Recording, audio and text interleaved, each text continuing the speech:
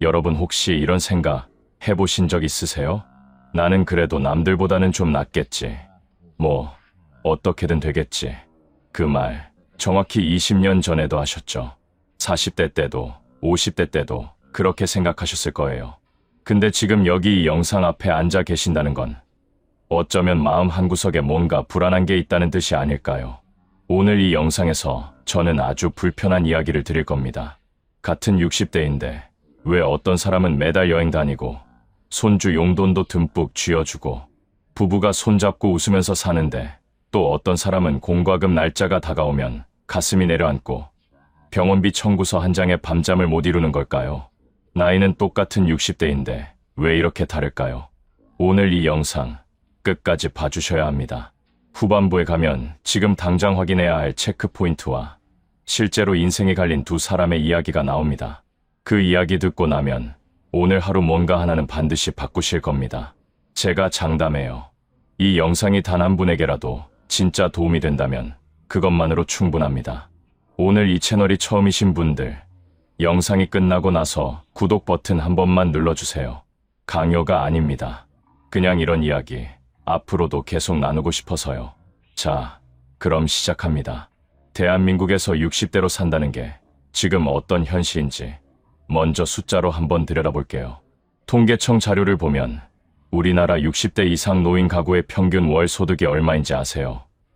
250만 원 안팎입니다. 그런데 이게 평균이에요. 평균이라는 건 위에 잘 버는 사람들이 숫자를 끌어올린다는 뜻이에요. 실제로 60대 상당수는 월 100만 원에서 150만 원 사이로 생활하고 있어요. 심지어 국민연금만으로 생활하는 분들 중 절반 이상이 한 달에 받는 연금이 40만 원에서 60만 원 수준이에요. 40만 원. 한 달 식비만 해도 빠듯한 돈이잖아요. 근데 그게 전부가 아니에요. 더 무서운 건 건강보험료, 약값, 관리비, 통신비까지 나가고 나면 손에 남는 게 얼마 없다는 거예요. 그렇게 살다 보면 어느 날 갑자기 큰 지출이 생기잖아요. 무릎 수술, 치아 임플란트, 자녀 결혼 보태주기. 그 순간 그 분들이 어디로 가겠어요? 은행이요. 은행은 소득 없는 노인한테 대출을 잘 안 해줘요. 결국 자녀한테 손 벌리거나 보험을 해약하거나 없는 살림에 빚을 지게 되는 거예요. 이게 현실이에요. 뉴스에서만 나오는 이야기가 아니에요. 그런데 같은 60대인데 어떤 분들은 달라요. 퇴직하고 나서 오히려 더 여유로워 보이는 분들이 있어요. 매달 연금이 200만 원 넘게 들어오고 모아놓은 예금에서 이자도 나오고 건강보험료도 피부양자로 올라가 있어서 걱정이 없는 분들이요. 그분들은 손주 생일에 용돈 봉투 두둑하게 넣어주고 부부끼리 국내 여행도 다니고 지인들 모임에도 씩씩하게 나갑니다.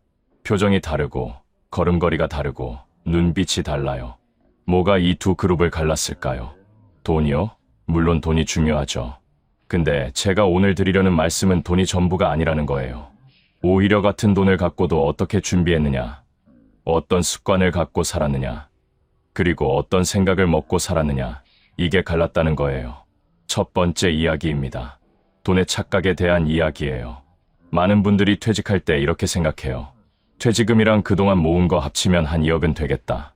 아, 이 정도면 충분하겠지. 그게 착각의 시작이에요. 2억이라는 돈이 어마어마하게 크게 느껴지죠. 근데 계산 한번 해볼게요. 60세에 퇴직해서 85세까지 산다고 치면 25년이에요. 2억을 25년으로 나누면 1년에 800만 원이에요. 한 달에 66만 원이에요. 거기서 생활비, 의료비, 경조사비, 각종 세금 내고 나면 남는 게 없어요. 그리고 이건 원금만 쓰는 경우고 물가 상승률을 감안하면 2억의 실질 가치는 20년 후에 절반 이하로 줄어들 수 있어요. 그리고 25년이라고 했는데 요즘 기대 수명이 늘어나면서 90, 아니 95까지 사시는 분들이 실제로 나오고 있거든요. 그럼 35년이에요. 2억을 35년으로 나누면 한 달에 47만 원이에요. 47만 원으로 한 달을 사세요. 가능하세요? 이 말을 들으면 아, 그래도 국민연금이 있잖아 하시는 분들 계세요. 맞아요. 국민연금이 있죠. 근데 지금 60대가 받는 국민연금 평균액이 얼마인지 아세요? 월 60만 원대예요. 잘 부으신 분들, 그러니까 30년 가까이 상한선 가까이 납입하신 분들이 받는 게 150만 원에서 200만 원 사이예요. 그리고 그런 분들이 전체의 몇 퍼센트냐 많지 않아요. 왜냐면 중간에 사업 실패하거나 프리랜서로 일하거나 주부로 사셨던 분들은 납입 기간이 짧아서 연금액이 확 줄거든요. 그래서 이 착각이 무서운 거예요. 나는 괜찮겠지라는 막연한 안도감. 숫자를 직접 들여다보지 않고 그냥 느낌으로 괜찮을 것 같다고 생각하는 거예요. 그게 60 이후 삶을 가르는 첫 번째 분기점이에요.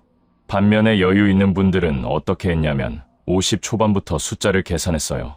내가 매달 고정적으로 쓰는 돈이 얼마인지, 의료비는 나이 들수록 얼마나 늘어나는지, 자녀한테 드릴 수 있는 지원은 최대 어디까지인지 이걸 엑셀이든 노트든 직접 써내려간 사람이에요. 느낌이 아니라 숫자로요. 그게 달랐어요. 두 번째 이야기입니다. 몸을 믿었던 사람들의 이야기예요. 60대에 접어들면서 가장 흔하게 듣는 말이 뭔지 아세요? 이 나이에 별거 없어. 그냥 아픈 거지. 이게 얼마나 무서운 말인지 모르고 하시는 거예요. 실제로 건강보험 심사평가원 데이터를 보면 우리나라 60대 이상이 지출하는 의료비가 전체 의료비의 절반 이상이에요. 한 사람이 60세에서 80세 사이에 쓰는 의료비 총액이 평균 4천만 원에서 6천만 원에 달한다는 연구 결과도 있어요. 여기에 치아치료, 안과, 보청기 같은 건 건강보험이 잘 안 되는 비급여 항목들이라 본인 부담이 크거든요. 임플란트 하나에 150만 원, 보청기 하나에 300에서 500만 원, 무릎 관절 수술에 자기 부담금만 2, 300만 원. 이게 한꺼번에 다 터지면 어떻게 되겠어요? 노후 자금이 한 방에 날아가요. 근데 무서운 게 또 있어요. 돈 문제보다 더 무서운 게 몸이 아프면 삶의 질이 완전히 달라진다는 거예요. 걷기가 힘들면 밖에 못 나가고, 밖에 못 나가면 사람을 못 만나고, 사람을 못 만나면 외로워지고, 외로우면 우울해지고, 우울하면 더 아파지는 악순환이에요. 의학계에서는 이걸 노쇠의 나선형 하강이라고 부르는데 한번 이 고리에 들어가면 빠져나오기가 정말 어려워요. 그럼 몸 관리를 잘한 사람들은 어떻게 달랐을까요? 제가 아는 어르신 중에 67세 되신 분이 계세요. 직접 아는 분이에요. 이분이 50대 중반에 당뇨 진단을 받으셨어요. 보통 그때 많이들 포기하거나 약만 먹으면 된다고 생각하잖아요. 근데 이분은 달랐어요. 당일부터 걷기 시작했어요. 처음엔 10분, 20분, 6개월 지나니까 1시간, 1년 지나니까 하루 만보. 식단도 바꿨어요.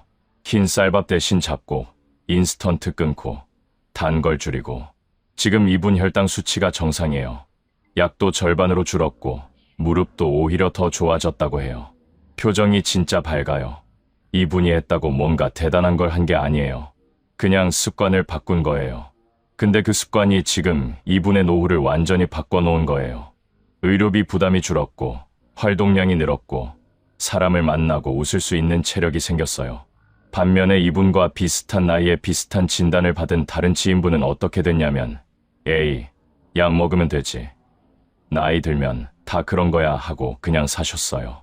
7년이 지난 지금, 그분은 합병증으로 발끝 감각이 없고, 시력도 많이 떨어졌어요. 병원을 달고 사세요. 한 달에 병원비만 20만 원이 훌쩍 넘어요. 그리고 집 밖을 잘 못 나가세요. 같은 진단, 같은 나이, 같은 시작점. 근데 7년 후가 이렇게 달라요. 병원에서 뭔가 나왔을 때 그게 내 인생의 갈림길이에요. 그걸 어떻게 받아들이느냐가 이후 20년을 결정해요. 그리고 이게 비단 당뇨만의 이야기가 아니에요. 고혈압, 고지혈증, 관절염, 골다공증 50 넘어서 이 중 하나도 없는 분이 몇이나 되겠어요.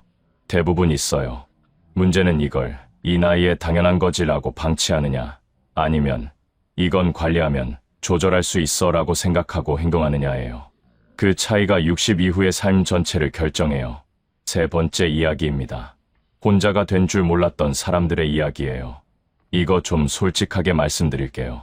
우리나라 50대, 60대 남성분들 중에 아내 없으면 생활이 안 되는 분들이 생각보다 많아요. 요리 못하고 빨래 방법도 모르고 어디 아프면 어느 병원 가야 하는지도 몰라요. 왜냐면 그 모든 걸 배우자가 다 해줬거든요. 근데 만약 배우자가 먼저 세상을 떠나거나 사고가 나거나 건강이 나빠지면 어떻게 되겠어요? 한순간에 혼자가 되는 거예요. 그리고 그 혼자가 너무 힘들어서 무너지는 분들이 실제로 있어요. 보건복지부 자료를 보면 우리나라 독거노인 중 우울증 경험 비율이 전체 노인 평균의 2배 이상이에요. 그리고 독거노인의 고독사가 매년 3,000건 이상 발생하고 있어요. 3,000건이요. 하루에 평균 9명이에요. 이게 남의 이야기가 아니에요. 그리고 남성만의 이야기도 아니에요. 여성 어르신들도 마찬가지예요. 평생 남편한테 경제적으로 의존하며 살아온 분들이 남편이 갑자기 세상을 떠나거나 이혼을 당하면 경제적 기반이 한순간에 흔들려요. 연금 명의가 남편 앞으로만 되어 있거나 부동산이 공동 명의가 아니거나 그런 상황이 오면 정말 막막해지는 거예요. 인간관계도 마찬가지예요. 직장 다닐 때는 회사 사람들이 있고 업무가 있고 그래도 매일 누군가를 만나잖아요. 근데 퇴직하고 나면 그 관계들이 생각보다 빨리 끊어져요. 처음 한두 달은 연락 오고 밥 한번 먹자 하고 그러다 서너 달 지나면 연락이 뜸해지고 6개월 지나면 그냥 각자 바쁜 거예요. 그렇게 어느 날 문득 깨닫는 거예요. 나 연락할 사람이 없구나. 오늘 하루 종일 한마디도 안 했구나. 이게 제일 무서운 거예요. 외로움이요. 외로움이 건강을 갉아먹는다는 건 이미 의학적으로도 입증된 사실이에요. 하버드 대학교에서 75년 넘게 진행한 세계에서 가장 긴 행복 연구에서 밝혀진 게 뭔지 아세요? 사람들을 행복하고 건강하게 만드는 가장 결정적인 요소는 재산도 아니고 명예도 아니고 바로 인간관계의 질이라는 거예요. 따뜻한 관계 안에 있는 사람이 오래 살고 건강하고 덜 아팠어요. 외로운 사람이 오히려 더 빨리 인지 기능이 떨어지고 더 많이 아팠고 더 일찍 세상을 떴어요. 그러면 여유 있는 60대는 어떻게 인간관계를 유지했냐면요. 퇴직하기 전부터 준비한 사람들이에요. 회사 밖에서도 만나는 사람들을 만들어 놓은 사람들이요. 동네 등산 모임, 교회 성경 공부, 동창 모임, 봉사활동, 취미 동호회 이것들이 단순한 취미가 아니에요. 이게 퇴직 후에도 이어지는 사회적 연결망이에요. 이 연결이 있는 사람은 퇴직 후에도 할 일이 생기고 만날 사람이 생기고 나를 기다리는 사람이 생겨요. 그 사람한테는 매일 아침이 달라요. 반면에 회사가 전부였던 사람, 퇴직하고 나서 집에서 텔레비전만 보는 사람, 내가 이걸 왜 해? 나이에 맞지 않게 하면서 새로운 걸 거부하는 사람, 그 사람은 몇 년 안에 사회에서 지워져요. 스스로 고립을 선택하는 거예요. 근데 본인은 그걸 모르는 경우가 많아요. 그냥 쉬는 거라고 생각하거든요. 자, 이제 조금 더 깊은 이야기를 해볼게요. 돈 얘기, 건강 얘기, 인간관계 얘기했는데 이 세 가지 말고도 편안한 60대와 무너지는 60대를 가르는 결정적인 게 하나 더 있어요. 그게 뭔지 아세요? 바로 배움을 멈추지 않았느냐예요. 이상하게 들릴 수 있어요. 60이 넘어서 무슨 공부냐고 하실 수도 있어요. 근데 여기서 제가 말하는 배움은 대학교 가는 게 아니에요. 새로운 것에 열린 태도를 가지고 있느냐예요. 스마트폰 쓸 줄 아시나요? 유튜브 검색할 수 있으세요? 인터넷으로 병원 예약하거나 기차표 끊거나 은행 업무 처리할 수 있으세요? 이게 왜 중요하냐고요? 실제로 디지털 역량이 있는 노인과 없는 노인 사이에 삶의 질 차이가 점점 벌어지고 있어요. 디지털을 쓸 줄 아는 분들은 건강 정보도 직접 찾고 복지 혜택도 놓치지 않고 은행에 직접 안 가도 되고 가족이나 친구들과 연락도 더 자주 돼요. 하지만 디지털을 모르는 분들은 점점 더 많은 걸 남한테 의존하게 되고 사기에도 취약해지고 정보 격차가 벌어지면서 사회에서 소외감을 더 많이 느껴요. 이게 단순히 요즘 건 잘 모르겠어의 문제가 아니에요. 이미 은행들이 오프라인 지점을 줄이고 있고 병원 예약도 앱으로 먼저 받고 나라에서 주는 복지 서비스도 신청을 직접 해야 받을 수 있어요. 안 하면 못 받아요. 그리고 배움이 중요한 또 다른 이유는 뇌 건강이에요. 의학적으로 새로운 걸 배우는 행동 자체가 뇌 신경, 세포 간의 연결을 활발하게 유지시켜줘요. 치매 예방에 있어서 지적 자극이 얼마나 중요한지는 수많은 연구에서 이미 증명됐어요. 나이 들어서도 새로운 걸 배우는 사람, 독서하는 사람, 퍼즐이나 바둑이나 악기를 배우는 사람, 이분들이 인지 기능 저하 속도가 훨씬 느려요. 반면에 이 나이에 뭘 새로 해라는 말로 스스로 가두는 사람 뇌는 쓰지 않으면 빠르게 퇴화해요. 근육이랑 똑같아요. 안 쓰면 줄어들어요. 그래서 여유로운 60대는 뭔가를 계속 배우고 있어요. 스마트폰이든 요리든 악기든 새로운 언어든 그게 거창할 필요도 없어요. 동네 복지관에서 하는 그림 그리기 수업이어도 좋아요. 중요한 건 새로운 자극을 계속 받고 있느냐예요. 이제 지금 당장 확인해야 할 체크포인트 몇 가지를 말씀드릴게요. 이게 후반부에 드리겠다고 말씀드렸던 부분이에요. 솔직하게 한번 자신한테 물어보세요. 첫째, 지금 내 한 달 고정 지출이 정확히 얼마인지 알고 있나요? 막연하게 한 200이면 되겠지가 아니라 공과금, 식비, 보험료, 의료비, 통신비 하나하나 합산한 실제 금액을 아느냐는 거예요. 이걸 모르면 계획을 세울 수가 없어요. 둘째, 배우자 없이 나 혼자 살 수 있는 역량이 있나요? 남성분들은 요리와 집안일을, 여성분들은 금융과 행정 업무를 혼자 처리할 수 있어야 해요. 배우자가 없어도 생존할 수 있어야 한다는 거예요. 불길한 소리가 아니에요. 대비하라는 거예요. 셋째, 지금 내 주변에 배우자나 자녀 말고 연락할 수 있는 사람이 몇 명이나 있나요? 쉽게 전화해서 밥 한번 먹자고 할 수 있는 사람이요. 그 숫자가 3명도 안 된다면 이건 심각하게 생각해 보셔야 해요. 넷째, 마지막으로 건강검진을 언제 하셨어요? 1년에 한 번 국가 건강검진은 무료예요. 이걸 안 받으시는 분들이 생각보다 많아요. 무서워서 안 받는 분도 있고 귀찮아서 안 받는 분도 있어요. 근데 모르고 있다고 안 생긴 게 아니에요. 모르는 사이에 커지고 있는 거예요. 일찍 발견할수록 치료비도 줄고 후유증도 줄어요. 이 4가지 중에 하나라도 이건 나한테 해당되는데 싶은 게 있으셨나요? 그럼 오늘 이 영상 제대로 보신 거예요. 자, 이제 제가 가장 드리고 싶었던 실제 이야기를 해드릴게요.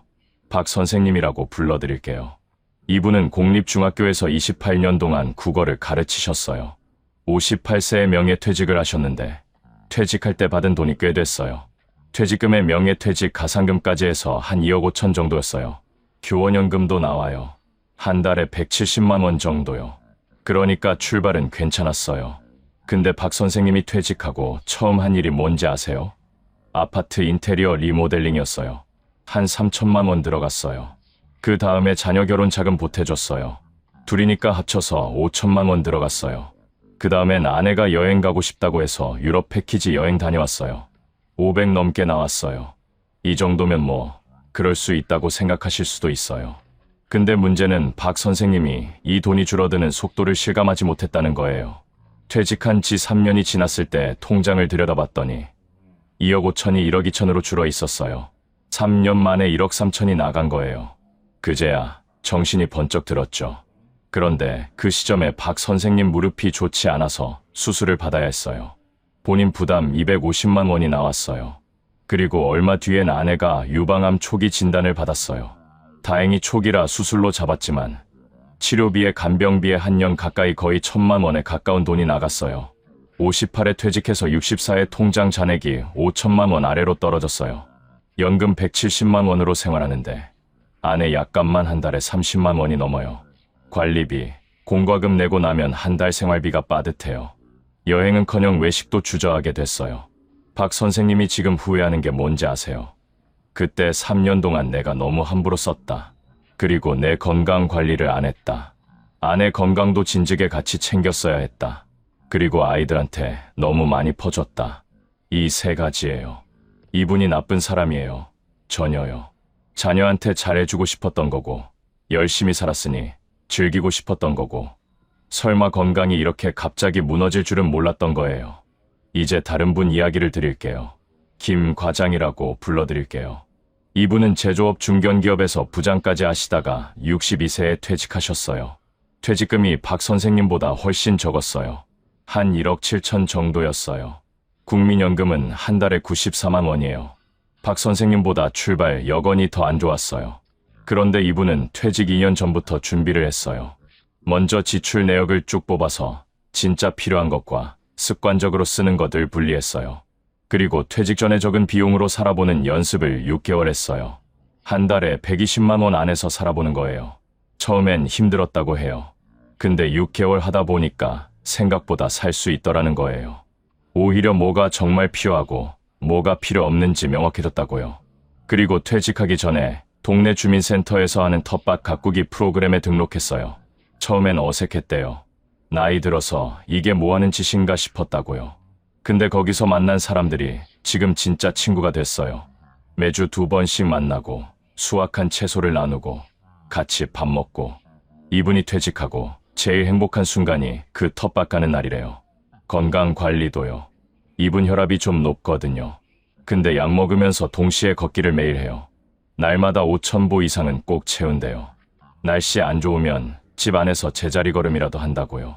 이분 지금 67세인데 체중이 퇴직 때보다 3kg가 줄었어요. 혈압약 용량도 줄었고요. 돈은 박 선생님보다 적게 시작했는데 지금 삶의 여유는 김 과장 씨가 훨씬 더 많아요. 매달 지출을 조절할 수 있고 심리적으로 불안하지 않고 친구들이 있고 몸이 괜찮으니까요. 뭐가 달랐을까요? 출발 자본이 아니에요. 준비했느냐예요. 그리고 준비한다는 게 거창한 게 아니에요. 숫자 들여다보고 습관 하나 바꾸고 사람 한 명 더 만나는 거. 그게 전부예요. 자, 이제 마지막으로 오늘 당장 뭘 하면 되는지 딱 3가지만 말씀드릴게요. 첫째는요. 오늘 저녁에 한 달 지출 내역을 써보세요. 거창하게 엑셀 파일로 안 해도 돼요. 종이에 써도 돼요. 고정 지출이랑 변동 지출 구분해서 써보세요. 이걸 쓰는 순간 지금 내가 어디에 있는지가 보여요. 둘째는요. 이번 주 안에 전화 한 통 하세요. 오랫동안 연락 못했던 친구한테요.